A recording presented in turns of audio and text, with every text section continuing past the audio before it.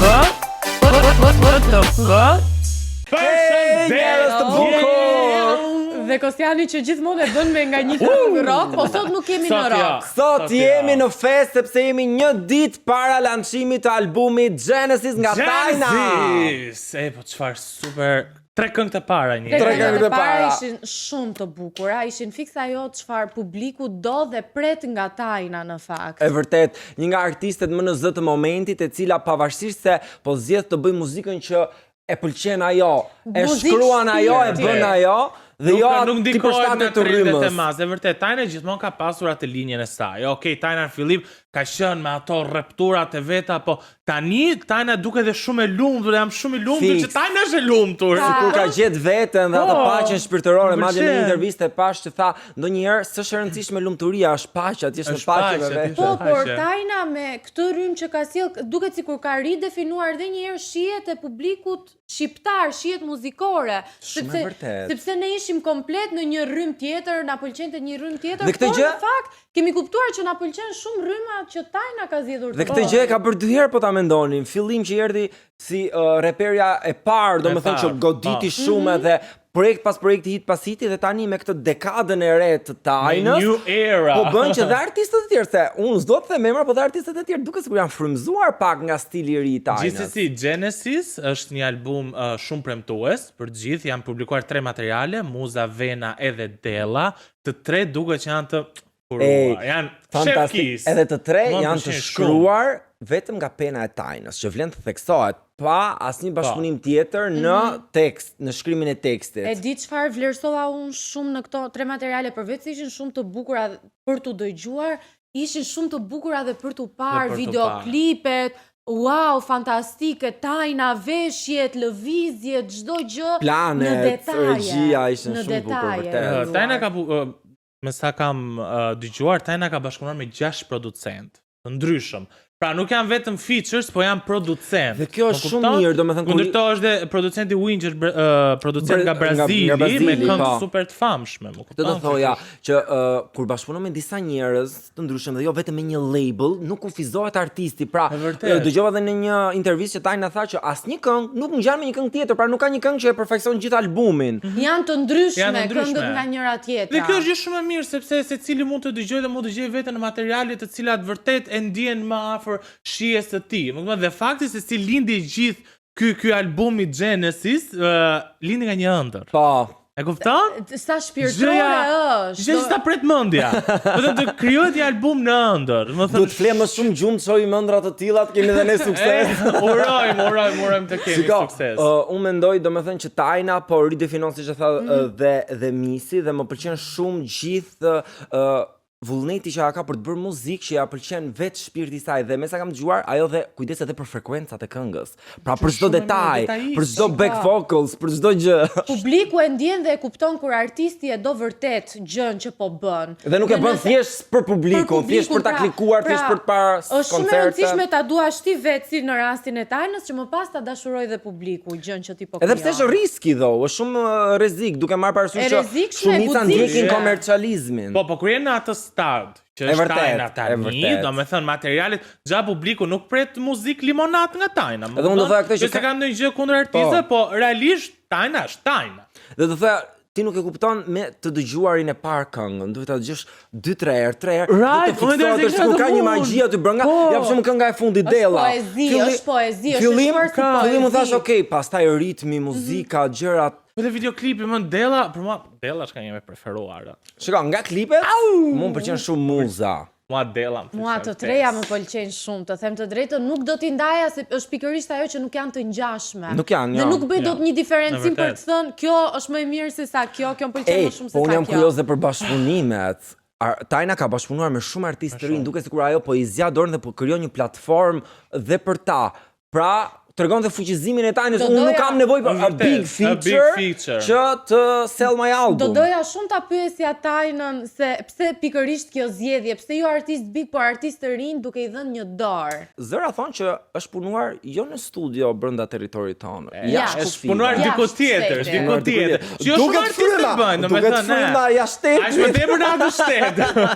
Kemi shumë gjëra për të pyetur. Kemi shumë gjëra për të pyetur, përpara se ne të kalojmë në pjesën tjetër, ju duhet na bëni një subscribe, sepse pas pak ne do të kemi një telefonat ekskluzive me Tajnën. Po Kostian dhe pa humbur kohën them regjia, e kemi gati Tajnën në linjë, një nga artistët më në zë të momentit, një ditë para publikimit të Genesis. Tajna, na dëgjon. Përshëndetje. Tajna. Faleminderit që morë kohën, se e di që je shumë e zënë tani në prag publikimit të albumit për të bërë këtë telefonat bashk. Si ndihesh njërë që vetëm pak orë na ndajnë nga publikimi? Shumë jam entuziaste, shumë jam e lumtur, edhe me të pres krejt jo me një kongët edhe se është këtë ndryshe, është diçka e re, edhe po du me po që shpepresin edhe njerës të tjerë, edhe apju pëlqen edhe juve sa më pëlqen mu. Tre këngët e para na pëlqen shumë njërë, deri tani. Duam të gjejmë edhe ato të tjera. Tajna, po çdo gjë ke thënë ti ka lindur nga një ëndër, tani si lind nga një ëndër një album i tërë, kaq i detajuar dhe kaq në perfekcion. Pa i tash duhet me njek shajat edhe si sinkronizimin e universit. Unë gjithmoni njek i shajat në ndër me mdojt. Për shumë nështë ajo më të njek shajat e gabume, ka moni njeki. Jo. Një në rrugën e duhur. Tajna, çfarë përfaqëson? Unë gjithmoni jem kon daydreamer, kështu që ëndrave ju besoj. Edhe jeta është ëndër, tu një fillit. Absolutisht. Tajna, çfarë përfaqëson ky album si fazë në këtë rrugtimin të artistik deri tani? Përfaqëson një era 3, një evoluim 3, një eksperimentim në genre me gjuhën tonë shqipe, këmë do është gjuhën shqipe me provu me bo me genre ma ndryshe dhe ma globale, të vendeve të ndryshme. Konga par muza u konë si... Po ashtu është edhe këtë albumi 2 anë të mija, edhe ana jam e vjetër, për që ato edhe i kom pas flokt pak kaft, pak me të bardh, se përfaqëson old era. Muza u konë si një përfaqësim i qasoj erës. Tani u konë Afro House, konga. Do me thonë edhe renditja e lancimeve është në atë mënyrë që konga pare përfaqëson Tajnën e vjetër, po edhe ajo është një updated version. Konga e dytë përfaqëson Tajnën e viteve të fundit.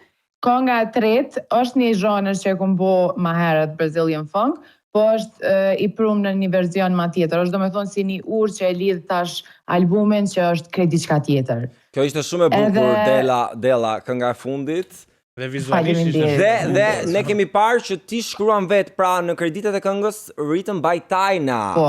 Si ka qenë procesi i shkrimit të albumit? Nga qa inspirohesh ti që shkruan teksta, dëgjon fillim instrumentalin, apo shkruan tekstin pastaj e përshtat me instrumentalin, me këngën?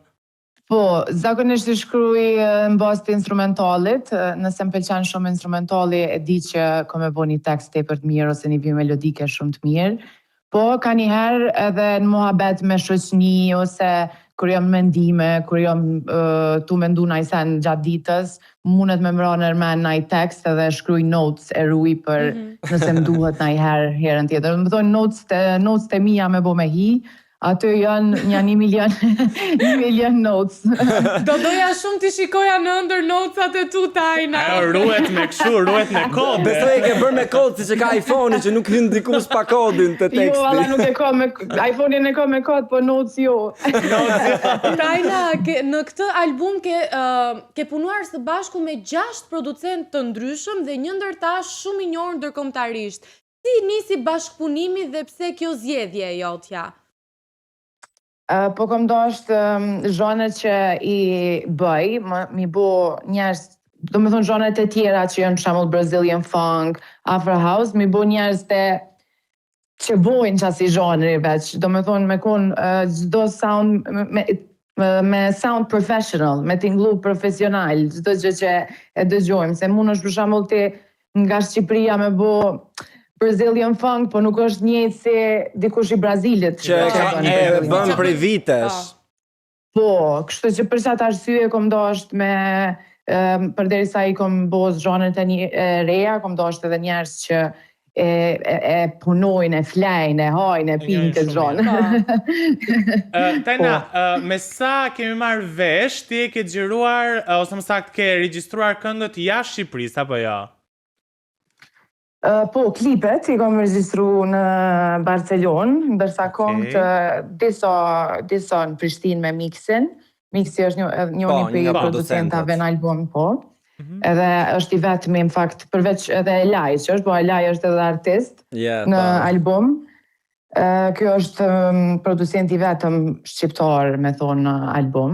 Edhe shumicën e kongëve, në fakt, e kena punu bashkë këto që i kom inqizu se nuk o mujtë të në kohën me shku me udhëtu, për shembull në Brazil s'ko mujtë me shku. Shumë lartë për të shkuar. Do është me bo prej Prishtinës.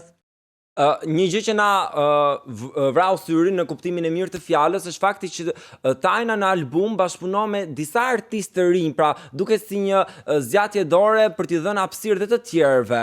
Pra si ishte kjo zgjedhje? Ai kontaktove ti ata, të kontaktuan ata ty dhe si vendoste që cilën këngë do merre në album dhe cilën jo? Në fakt, mas ëndrës që e kom po, qëllimi jam i parë u kon me bo një album me muzikë që qojnë diku tjetër. Edhe mënyra që shmuj me bo këtë sen është edhe me njerëz që sound different, që t'inglojnë ndryshe edhe t'inglojnë dyqysh që nuk jena mësu mini shumicën e kohës. Normal, disa për tyre si Elajnë, Mosin, i njohim ma shumë. Po, prap se prap, nuk janë masivisht. Edhe unë, përderisa kom dosht me shpik. Jo me shpik, po me kriju një new sound, kom dosht edhe me marrë artista të ri që i vlerësoj edhe mendoj që janë shumë talentume dhe shumë të veçantë. Secili për këtyne që i kom ftu vetë, më pëlqejnë shumë, edhe mendoj që i kom munu edhe këta me i qitë për zonës vetë komfortit edhe me provu edhe këta diçka ndryshe. Do me thonë nuk është asë në stilin e tyne, në fakt, asë në stilin tem që... Ata jashtë komfort zonit. I kom qitë edhe ata jashtë stilit vetë edhe mendoj që po t'inglojnë ti për mirë, edhe jom shumë e lumtur edhe shumë proud me ta edhe shpresoj që publiku shqiptar kanë me konë ma të hapër me përqafu artista të ri edhe soundet reja. Shumë e vërtet. Tajna, unë doja të pyesja pak sepse xhirimet në Barcelonë, 6 producent, shumë kohë të marrë nga ana jote. Në total i gjithë ky projekti, sa ka kushtuar? Se kur e mendon thua, wow, gjithë ky investim i madh nga ana e In this economy të bësh një album, se gjithë bëjnë vetëm single. Shpenzimi i madh. Ka kushtu, shpenzimi i madh, e vërtet. Veç më thonë shpenzimi i madh, po se kisha thonë një shifër, po well, we're kind of, out of budget. You're kind of rich, so it's okay. Po gjërat e mira absolutisht doa një investim shumë të mirë dhe në fund të ditës ti e Tajna, mos ta harrojmë këtë gjë. Nuk mujën me Ramo, nuk mujën me bot ma poshtë. Po pra, you need to step up every time. Tajna, edhe një pyetje të fundit kisha unë si një fan se muzikës tënde, po dhe shumë të tjerë si unë kanë të njëjtën pyetje.